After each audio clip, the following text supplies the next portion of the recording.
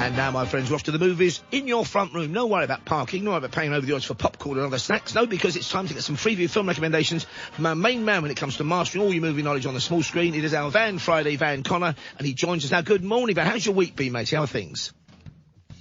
Always a pleasure, Mr. Ross. Thanks for having me back. It's always nice to be plonked in front of the box for you, as always. And I'm hoping Sunday week into the hours of Monday morning next week we'll be talking Oscars together as the results come through. So I'm looking forward to that in a week and a half's time.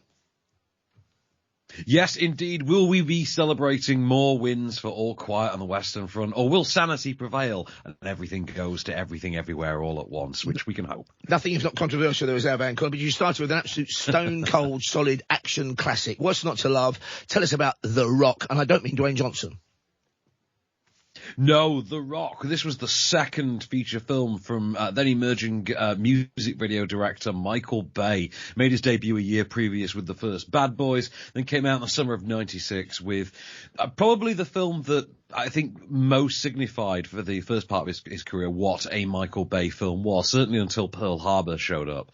And this is the crash bang wallop action thriller that centers around a group of Marines taking the island of Alcatraz hostage, along with a group of tourists who happen to be touring that day, and locking the island down and pointing a bunch of stolen chemical weapons at San Francisco and threatening to release them unless their demands for military reparations are made to fallen soldiers who've been screwed over by the government. And the government send in a sort of attempt at a Die Hard, a chemical weapons super freak, played by Nicolas Cage, and the only man ever to escape Alcatraz, Sean Connery, along with a team of Marines. You've seen this, obviously, Paul. You must love this. Well, I wonder, there was always the slight suspicion in my mind, maybe deliberately prompted, that maybe Sean Connery was meant to be what might have happened to Bond if he'd been left to languish in a jail somewhere. Yep. There was that suspicion that maybe it was a kind of, it was like when he was in Robin and Marion, he was very good as an older Robin Hood with Audrey Hepburn. I wonder whether this was meant to be like his meditation on Bond having been shafted by the British government.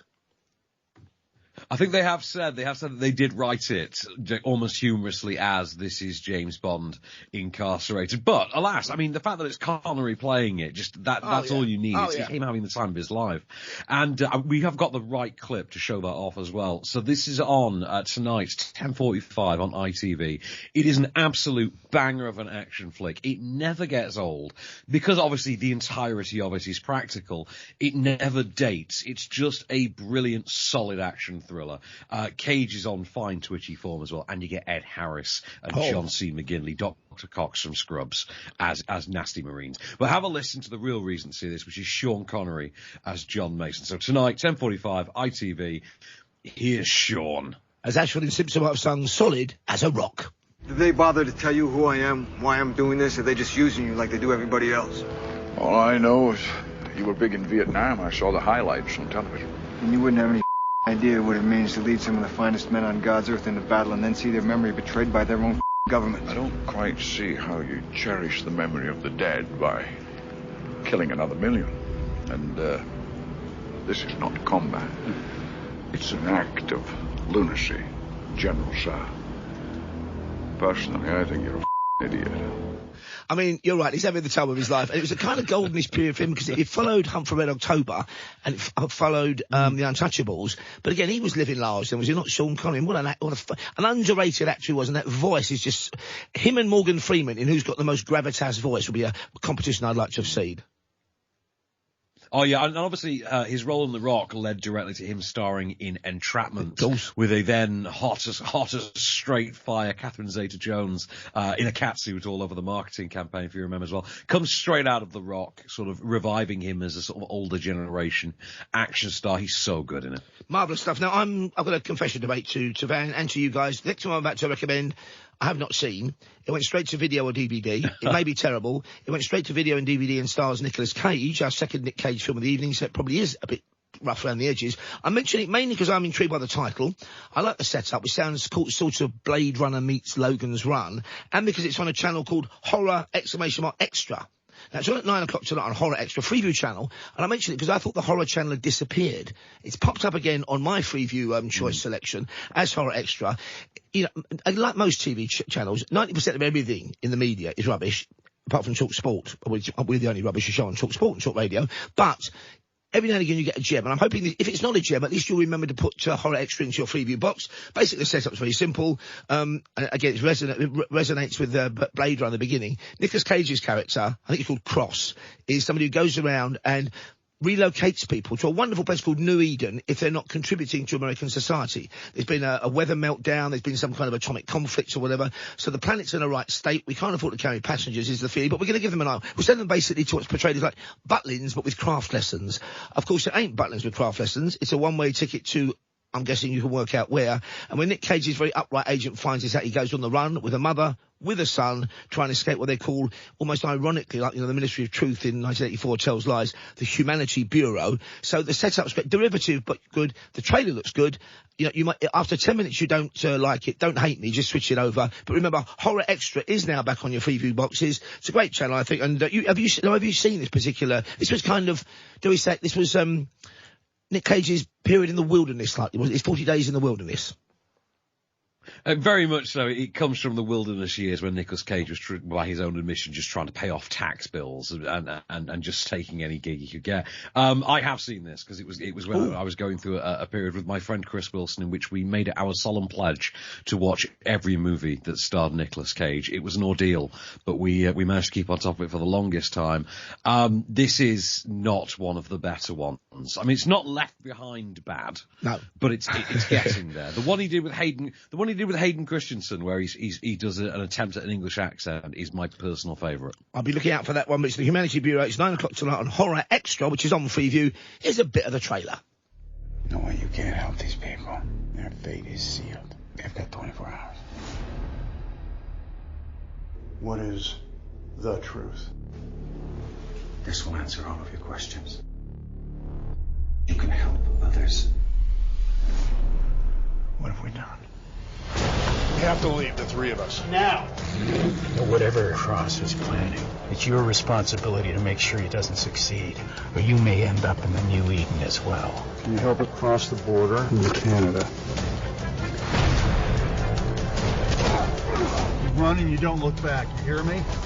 So unkind critics might say they'd rather go to the New Eden Centre than Canada, but that's just them saying that. So that's the Humanity Bureau Horror Extra tonight, 9 o'clock. And then you've got a stone-cold modern classic, looking back, though, to a kind of sort of tarnished but golden era of Hollywood, the 60s. You've gone for Once Upon a Time in Hollywood for tomorrow's recommendation. Yeah, Once Upon a Time in Hollywood, acclaimed Oscar-nominated Quentin Tarantino effort from 2018. This is on Saturday night, 9 o'clock on Channel 4, and I think is a really good time for it. It's like a 3-hour movie anyway. This is usually watching until 1 a.m. It's a solid night in front of the box with a classic flick.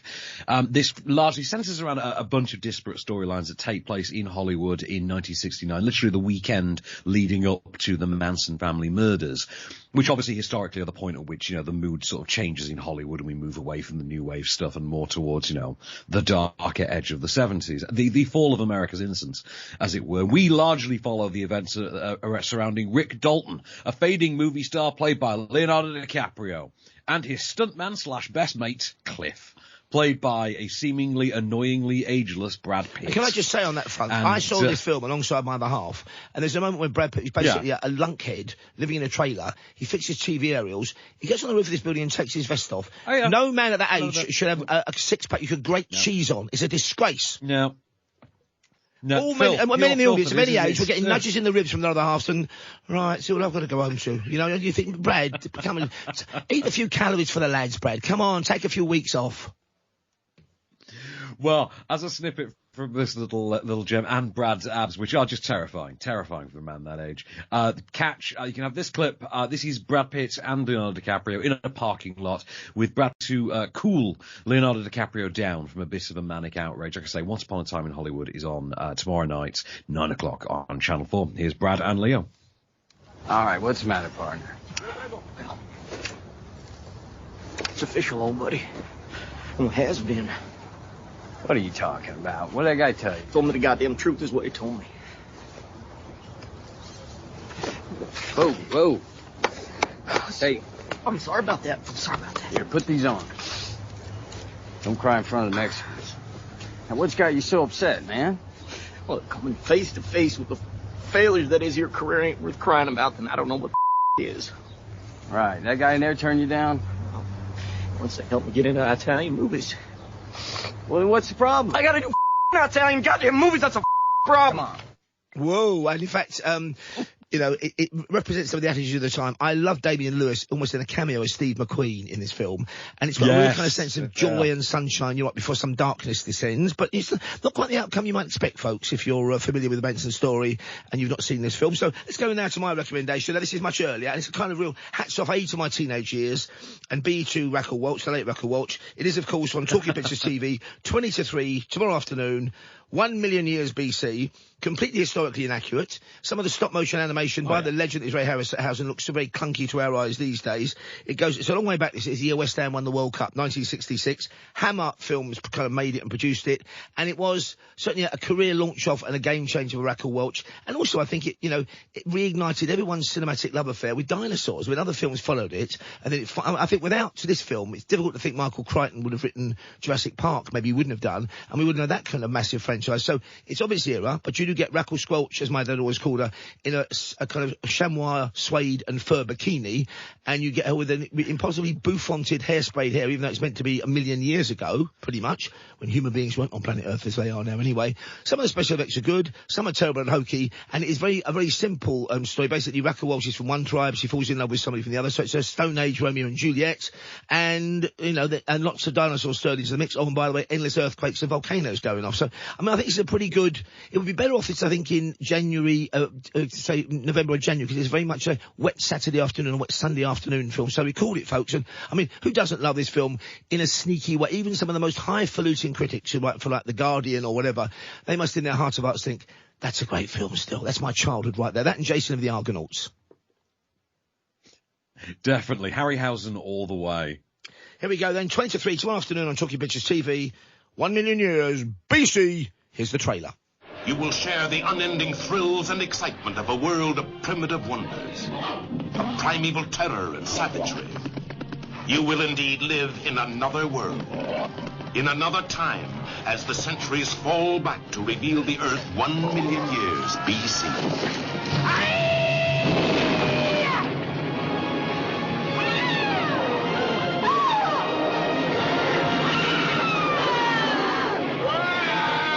Introducing the fabulous Raquel Welch as Loanna the Fair One. Loanna the Fair One, of course, that was only the start. But she never made a masterpiece. Made a few interesting things, Mara Breckenbridge and a thriller called Fathom. Never made a truly great film, I don't think. But if she did, this is the one that is hers, written all. In the way that Pamela Anderson will always be Baywatch. I think Raquel Welch will always be 1 million years BC. And my final recommendation is for Sunday, of course, and it's on you're going to tell me off again, man, because it creeps into Monday morning. It's at 1:45 a.m. in the wee small hours of Monday, which means for me, it'll still be Sunday because of the way that, my body clock works. It's on at 1:45 in the morning on Great Exclamation Mark Movies, which is a pretty great channel by and large. And it's a film from 2010. I missed it when it came out. Called up with it a few days later and thought, how can this have got ignored by my good self? It stars, for example, Jason Statham, the Stath, Mickey Rourke, Michael Shannon, Sam Riley, Ray Winston pops up in it, and it's a very high concept film, anonymous type, high rolling gangsters and billionaire dilettantes bet on a massive game of Russian roulette where you get in a big circle of people, 13 of you, you get one bullet in the chamber first, you put it in the head of the person in front of you, and when you're told to, you click. Some people make it, if you make it all the way through, you win a lot of money. Sam Riley's kind of forced into it. Jason Statham worms or inveigles his way into it. Lots of cross, lots of double cross, lots of Mickey Rourke chewing the scenery. And, I mean, did you see this when it came out? I'm sure you did, because you're across everything. This completely passed me by back in 2010, this film. It did. I caught it as seemingly a direct-to-DVD release. I remember they just sent me a direct-to-DVD release screener through for it. I hadn't even heard of it. It kind of went completely under the radar. And 50 Cent's in it as well. So I'm talking about an all-star cast. So basically, that's the setup. Sam Riley's character needs money. Jason Statham needs, we'll find out what later, but he does wear a very mean-looking pork pie hat in this as well. That man is a proper clothes horse. Here's the trailer for, remember, 1:45 a.m. in the wee small hours of Monday morning, but it's my Sunday recommendation on Great Movies, 13. Definitely unlucky for some. I would like to bet on your boy. By 13. Sure you're betting on the right man? Distribute 2 bullets to each player. If your man does not shoot, we will. Pull the trigger! Where did you hide the money? What are you talking about? They chased me. They shot at me. But I just kept running.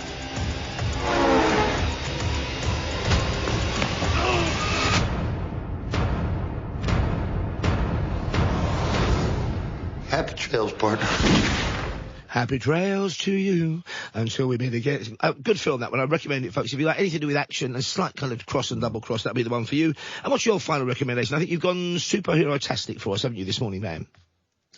I have, and it's because the sequel, Shazam! Fury of the Gods, is out in just a couple of weeks. Seems like the opportune time, especially time of the weekend as well, to gather the family round and all watch Shazam, which is on ITV2, the first Shazam, obviously, on ITV2, on Sunday afternoon at 6:25. And I really like this movie. It came out in 2018, so a couple of months before Once Upon a Time in Hollywood. Stars Zach Levi as the adult form and Asher Angel as the younger form of Billy Batson, who is a young teenage orphan who is put into a foster home, a new foster home, and while he's there, he finds himself selected as the worthy champion, the only true person on Earth, decent and good enough to take on the power of the gods. So whenever he says the word Shazam, he transforms into a full-grown adult with the physicality and all the powers of Superman, effectively, played by Zach Levi. But of course, the attitudes and responses of a teenage boy, which is fantastic, isn't it? A kind of boy approaching or going through puberty, which is also funny as well. Yeah, totally. And Zach Levi, of course, perfect candidate to take on exactly that kind of duality. You, of course, got a great villain. You need a great villain, so, of course, you got to get Mark Strong.